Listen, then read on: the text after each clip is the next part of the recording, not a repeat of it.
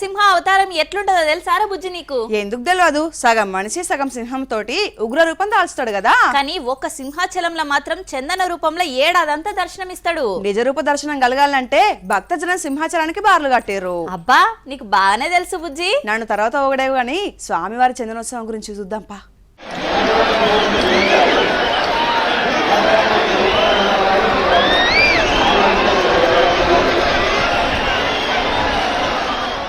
సింహాచలం అప్పన్నంటే నమ్మిన భక్తులకు కొంగు బంగారం. ఏడాదంతా ఎడతెరిపి లేకుండా ఆ వరహాలక్ష్మి నరసింహుని ఒలుసుకొని మొక్కులు పెట్టుకుంటారు. ప్రహ్లాదునికి దర్శనమిచ్చి స్వామి హిరణ్యకశిపుని వదకు నరసింహుని అవతారమెత్తుతాడు. ఇక ఆ తర్వాత పురూరవ మహారాజుకు దర్శనమిచ్చి ఆ ఉగ్ర రూపాన్ని శాంతింపయేసేందుకు చందనం బుయ్యమని ఆ రాజును కోరతాడన్నట్టు.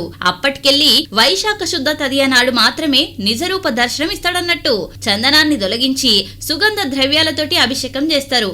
ఏడాదంతా చందనంతోటి ఆ స్వామిని గొలుసుకుంటారు. గోవిందనామ స్మరణలతోటి సింహగిరులన్నీ మారుమోగినాయి. ఏగిళ్ల వారి నుంచే భక్తజనం కిటకిటలాడిండ్రు. 2 గంటల్లా 8,000 మంది భక్తులు ఆ స్వామిని దర్శించుకుంటే మొత్తం ఇప్పటికీ 60,000 మంది దర్శనం చేసుకున్నారు.